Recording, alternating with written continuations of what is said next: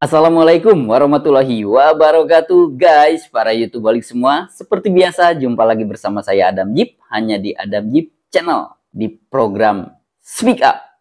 Siapapun boleh berbicara. Nah, YouTube balik semua masih membahas seputar Agus versus Banopi Pratiwi. Wow, luar biasa ya, kita makin, karena kenapa ya? Jadi ini makin melibatkan semua elemen masyarakat, dari mulai donatur, mulai masuk, terutama para praktisi hukum, para advokat-advokat di sini juga udah mulai terlibat semuanya, banyak yang udah mulai masuk ya ke kisah penyiraman air keras, yaitu yang dialami oleh Agus ini.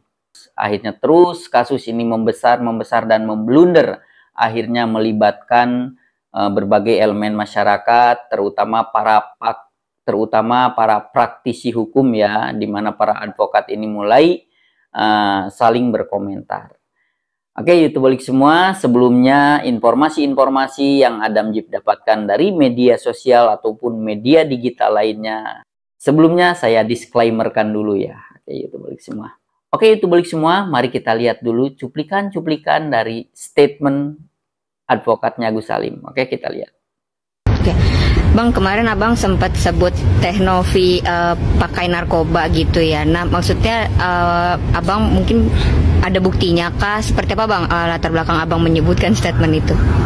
Oke, harusnya pertanyaannya yang cerdas ya. Terus ribut netizen, makanya begini.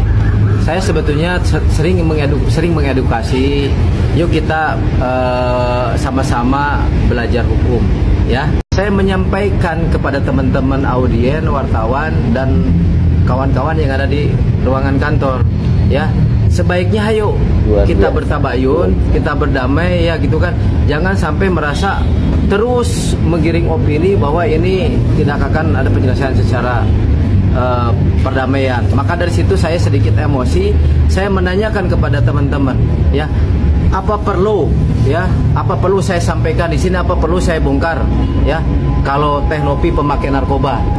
Itu pertanyaan, bukan judgement. Sudah selesai. Ulang terus.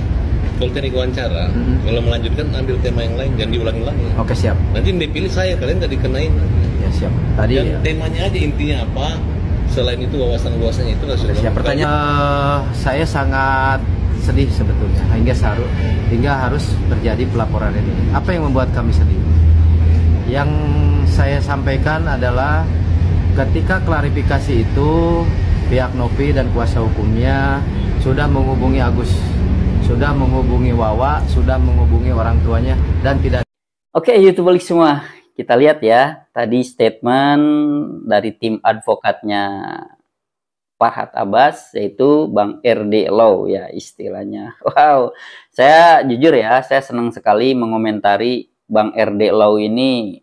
Gayanya saya suka. Tadi dia bilang kepada orang yang bertanya ya, pertanyaannya yang cerdas dong. Wah, berarti dengan statement itu bahwa Bang RD Law ini, waduh, udah menggaungkan kalau beliau ini mantap. Wow, gitu. Karena YouTube balik semua, kita bahas dulu ya. Tadi beliau bilang membahas tentang masalah dia melempar pertanyaan ya, bukan menjudge atau bahasanya judge gitu. Tapi di sini Bang RD Law bilang menjudgment. Judgment atau judgment. Nah, itu kan kalau kita ngambil dari bahasa Inggris itu keadilan. Dibacanya judgment. Beda lagi kalau judge atau judge. Nah, judge ini lebih ke menghakimi, menilai seseorang dengan sebelah mata, atau menilai seseorang nggak utuh, hanya sekelebat langsung nilai. Nah, itu intinya menilai seseorang sebelah mata. Itu judge, menjudge atau judge.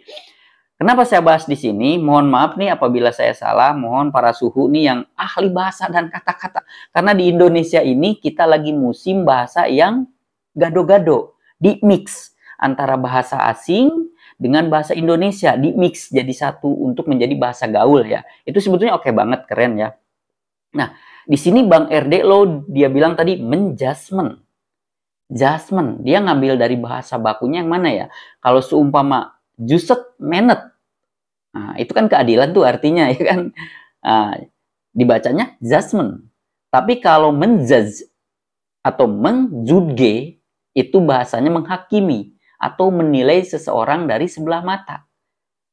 Nah, mohon maaf nih para suhu nih di luar sana, silakan di kolom komentar yang benar yang mana nih. Kalau versi saya itu bukan menjudgment versi saya ya, tapi menjudge. Kenapa menjudge? Karena mennya ini kan sebetulnya bahasa Indonesia, tapi judge-nya ini adalah dari judge, menghakimi, mengadili dengan sebelah mata gitu, atau menilai seseorang, situasi yang terjadi tidak utuh. Gitu, seperti itu. Tapi kalau menurut Bang RD Lau tadi, jangan menjudgment. Nah, judgment ini lebih ke kata bakunya justmenet atau keadilan. Jadi kalau menjudgment, mengkeadilan. Oke lah, itu oke ya. Para suhu-suhu silakan masuk ke kolom komentar ya. Karena mohon maaf nih apabila saya ada salah. Karena kenapa? Saya itu orangnya yang senang belajar, dan belajar. Membaca, dan membaca. Karena kenapa? Bahwa untuk belajar kita tidak ada limit usia. Sampai kapanpun, sampai nenek-nenek, sampai kakek-kakek. Walaupun kita udah beres sekolah, beres kuliah, tetap terus belajar. Seperti itu. Nah, itu dari Bang RD Lau. Nah, tadi saya juga membahas bahwa Bang RD Lau bilang managing partner. Nah, hingga sama apa ya, karena dia mungkin kan di dalam advokat itu emang ada partner, jadi dia nggak one man show dia sendiri atau nggak tunggal dia sendiri, nggak, biasanya ada tim. Nah, tim ini adalah bagian dari partner di dalam dunia advokat itu. Timnya banyak biasanya kan, bergabung lah di situ dalam satu bendera. Contohnya benderanya Farhad Abbas Fard dan partner, atau RD Lau dan partner, biasanya kan seperti itu. Dia bilang managing partner. Kalau setahu saya, managing partner ini ya fungsinya itu emang dudukannya tertinggi, ya sama dengan CEO gitu. Managing partner ini emang pimpinan tertinggi, nggak jauh dari CEO gitu kan. Berarti makanya tadi ditegur sama Bang Farhad Abbas, berarti kamu bosnya. Seperti itu ya. Dalam artian guys, kalau buat saya pribadi itu balik semua, dimanapun kita hidup bersosial, emang wawasan itu perlu.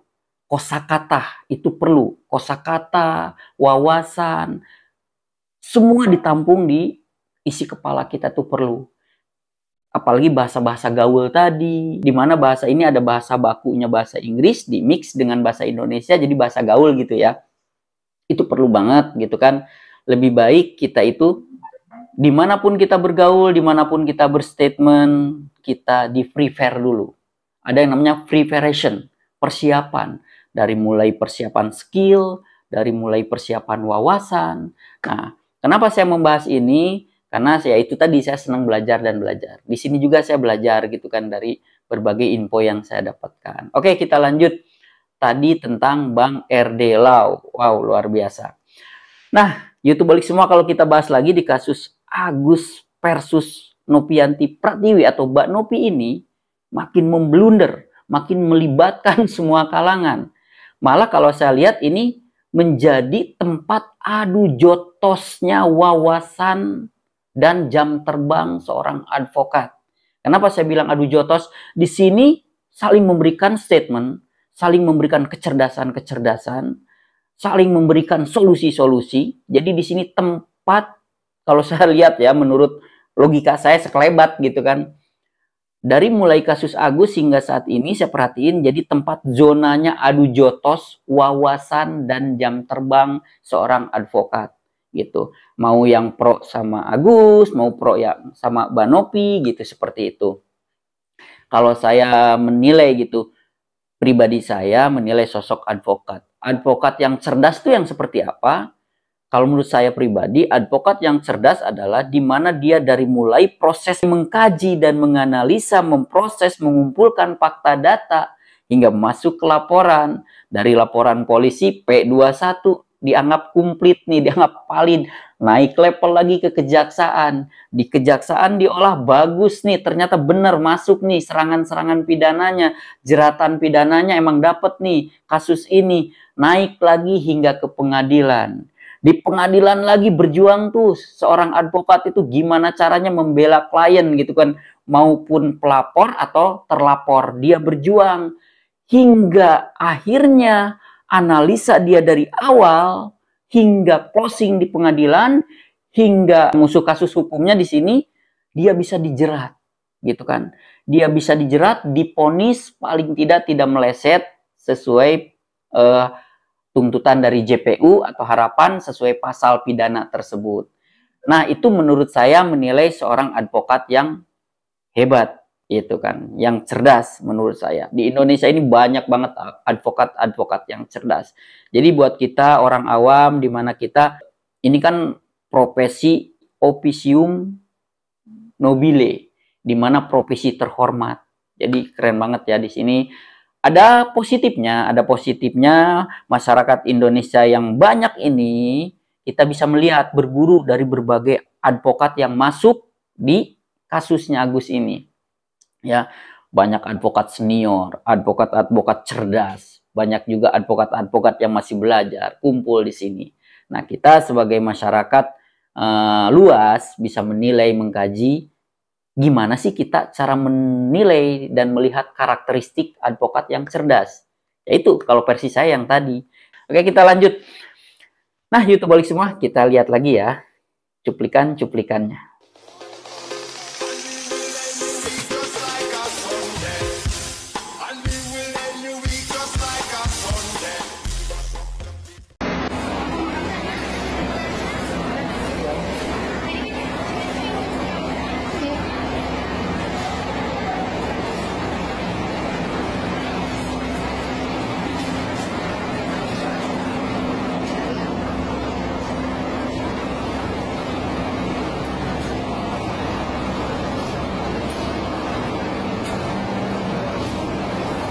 Oke, YouTuber semua, di sini juga lagi viral disorotin oleh netizen. Katanya handphonenya istrinya Mas Agus itu serinya Samsung S23 atau apa ya? Pokoknya Samsung yang mehong cin alias mahal.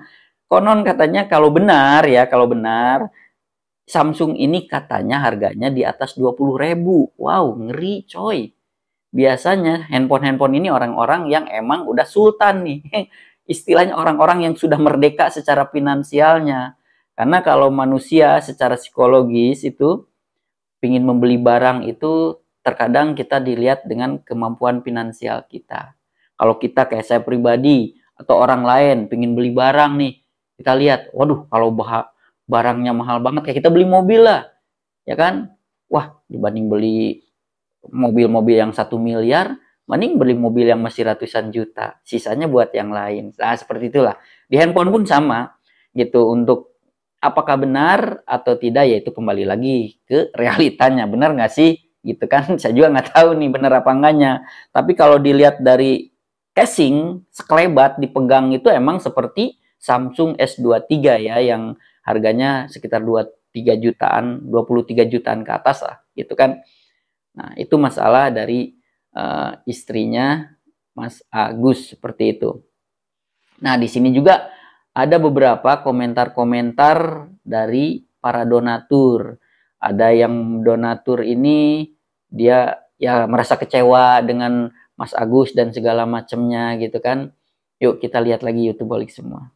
Sebenarnya berharap untuk dana itu untuk membantu si Agus, habis itu dipakai juga dipergunakan dengan baik buat keperluannya si Agus. Jadi ya pas tahu ini beritanya jadi simpang siur, jadi ribut-ributan, jadi besar kayak gini, jadi kayak sedih sebenarnya. Oke, Bang, terakhir pesan untuk Teknovi. Buat ya? Ya. Apa yang kau tanam itu yang kau petik. Pokoknya audit tanpa edit. Makanya saran saya sebaiknya islah aja, damai. Kalau mengarahkan kepada pidana nggak bisa. Penggelapan dari mana? Kalau yayasan itu dilindungi oleh undang-undang, dan yayasan itu uangnya nggak bisa diaudit. nggak bisa diaudit yayasan itu. Mana ada uang yayasan itu audit. Uang yayasan itu bersifat lembaga ya, bersifat lembaga ya, yang memang dilindungi oleh aturan dan undang-undang itu. Jadi sifatnya itu berdasar atau bersumber dari hibah atau sumbangan daripada orang-orang yang simpati dengan acara yayasan tersebut. Oke, YouTube balik semua. Tadi kita lihat ada statement Bang Farhad Abbas ya kan, bahwa ini harus diaudit. Beliau kan advokat nih, pengacara gitu kan, menyarankan untuk diaudit. Tapi ada sudut pandang advokat lain yang pro Banopi bahwa ini tidak bisa diaudit. Nah, kita untuk orang-orang awam di sini, YouTube balik semua guys, advokat ini kan semua punya pendapat masing-masing, ya, punya penilaian masing-masing. Nah, di dalam menilai kasus ini, kita sebagai orang awam, advokat yang benar seperti apa sih dalam memecahkan solusi? Ya intinya advokat yang benar ini adalah advokat yang statementnya ini, yang rencana pembelaan dalam kasus hukumnya ini, semua bisa berjalan tembus hingga ke pengadilan. Dan akhirnya dimenangkan. Yaitulah advokat yang cerdas, advokat yang hebat gitu kan. Karena kalau advokat ini emang di awal dia wajib dituntut cerdas secara berargumen, secara verbal, secara serang-serangan verbal, secara gagasan-gagasan hukum dan segala macam. Closingnya yaitu tadi bakal ada pemenangnya. Oh ternyata dimenangkan kasus hukumnya oleh penggugat, atau ternyata oh gara-gara advokat ini tergugat bisa mematahkan gugatan. Nah seperti itulah kita menilai bahwa advokat-advokat yang hebat itu di mana dia nanti tos-tosannya di meja hijau sampai ke pengadilan istilahnya. Kalau kita ngelihat masih ini kan masih di luar ranah pengadilan ya istilahnya, masih di luar ranah kepolisian, masih di luar ranah kejaksaan atau di luar ranah pengadilan. Nah, boleh advokat itu punya wewenang memberikan sebuah statement solusinya, pendapatnya, gagasan-gagasannya, analisa hukumnya, beda-beda dan berlawanan, itu masih sah-sah aja. Tapi kita nanti mengerucut. Advokat yang cerdas adalah advokat yang bisa membawa analisanya dia, solusi-solusinya dia, strategi-strateginya dia dalam mengelola kasus hukum itu, dalam menyelesaikan kasus hukum itu, hingga dia mensukseskan sampai di pengadilan. Gitu. Maksudnya sukses di pengadilan tuh bahwa kubu dia menang, gitu. Kubu dia dibenarkan secara hukum, kubu dia diloloskan, dibenarkan secara hukum yang memiliki kekuatan hukum tetap nanti diketok oleh Bapak Hakim di pengadilan. Itu menurut analisa saya. Mohon maaf kalau saya salah, gitu kan. Silakan memberikan koreksi, gitu. Jadi kalau publik yang masih awam mungkin kok ini beda nih statementnya pengacaranya Agus. Dalam kasus hukum ini udah hal yang lumrah, udah hal yang hukum alam lah istilahnya, udah hukum alam di mana akan beda statement lawan dan statement penggugat ataupun tergugat, statement pihak terlapor ataupun statement dari pihak pelapor. Itu pasti beda, itu udah hukum alam gitu secara kita mengkaji. Nah, sah-sah aja. Itulah tentang kita membahas advokat. Yang jelas saya senang dari kasus banyak statement-statement para advokat atau para praktisi hukum. Monggo seluruh Indonesia kumpul di sini. Mungkin kumpulnya bukan apa, bukan untuk membuat gaduh, agar masyarakat awam tentang hukum mulai terbimbing, mulai cerdas. Oh begini ya kalau kasus hukum, oh begini. Anggaplah bapak-bapak yang hebat dan keren ini, yang warawi di medsos ini, memberikan kuliah umum kepada masyarakat luas tentang sudut pandang hukum dari sisi kasus. Seperti itu ya, kalau menurut saya ada sisi positifnya. Tapi YouTube balik semua, tetap saya menyarankan khususnya buat Agus, fokuslah untuk mencari perdamaian secara kekeluargaan dengan Teknopi, ya kan, apapun bentuknya. Mas Agus ini banyak dibantu juga oleh Teknopi, malah ada cuplikan sebagai fakta data bahwa Mas Agus sempat minta tolong, begitu mohon-mohon sama Teh Nopi minta bantuan gitu kan.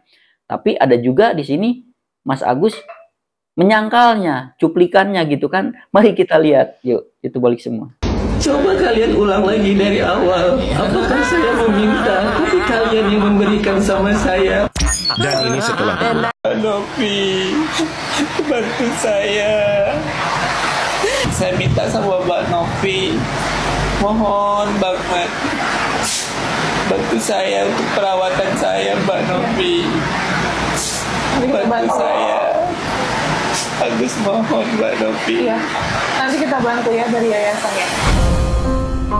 Dan saya menilai bahwa pengacara dari Agus ini sudah melampaui batas, sudah tidak punya etika dengan menjelekkan, membusukkan, penggunaan karakter terhadap klien kami. Dan kami tidak akan tinggal diam, ya, bahwa saudara Erdelau, rekan sejawat saya yang luar biasa, yang terhormat. Nah, itu balik semua seperti itu ya. Jadi emang ya kalau kita lihat mana hitam mana putih, mudah-mudahan masyarakat bisa menilai, ya kan? Karena kenapa saat ini masyarakat ini hanya berdasarkan fakta, data, secara publisan, seran, atau yang warawiri di media sosial atau di platform-platform digital ya. Itu berbentuk audiovisual. Itulah pedoman masyarakat untuk menilai kasus Agus bersama Mbak Nopi ini, kasus Mas Agus bersama Mbak Nopi ini ya, dari situ. Yang jelas kayak tadi gitu kan, ada beberapa statement masyarakat yang ada yang pro Agus, ada yang kontra, atau banyak lah pasti. Wajar, dalam hidup ini ada hitam, ada putih gitu kan, ada siang, ada malam. Selalu ada pembanding, selalu ada lawannya, seperti itu. Nah, YouTube balik semua, saya mengajak para netizen dan semua di sini juga kita betul-betul bisa menunjuk mana hitam, mana putih, gitu kan?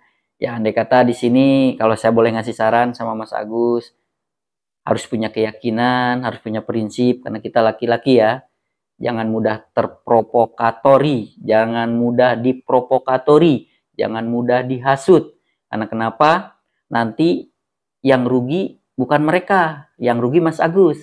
Ini waktu terus berjalan nih, Mas Agus, mohon maaf ya. Waktu terus berjalan.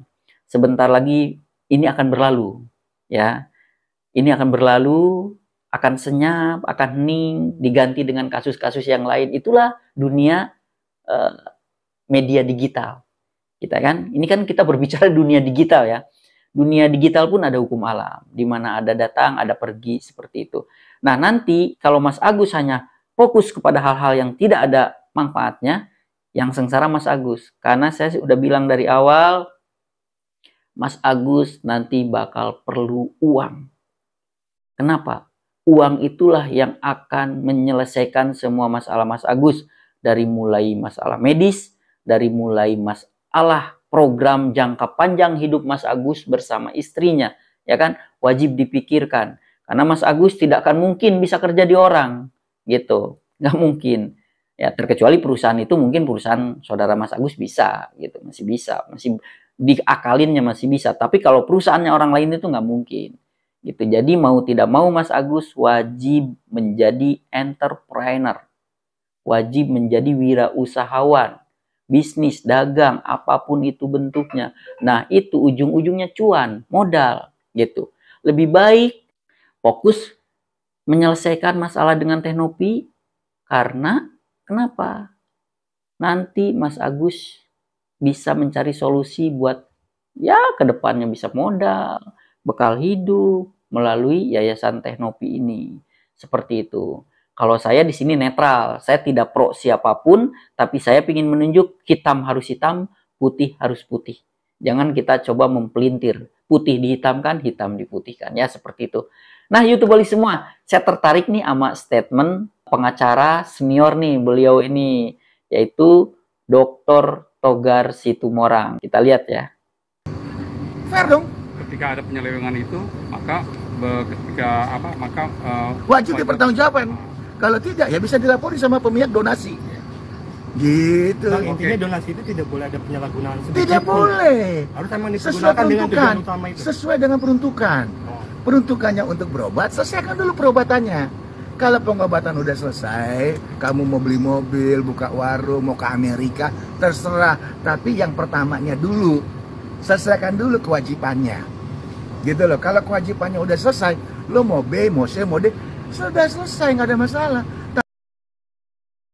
Wah, mantap ya. Pastinya beliau keren banget. Saya suka banget nih sama gaya beliau ya. Setiap advokat itu ya dari mulai akademiknya beda-beda kan levelnya. Mungkin ada yang udah level doktor, udah menyelesaikan S3. Kebetulan S3-nya hukum juga. Macam-macam lah seperti itu. Belum lagi dari jam terbang. Terkadang jam terbang ini yang menentukan seorang advokat ini cerdas, jenius. Karena kenapa? Kalau menurut analisa saya, kecerdasan seorang advokat itu diasahnya dari jam terbang.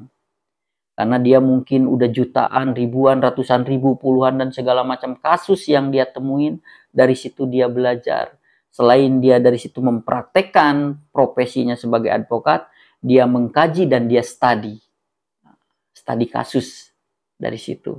Makanya biasanya kalau advokat-advokat kondang itu, dia menganalisanya itu peka, langsung cepat. Karena kenapa? Karena dia jam terbang.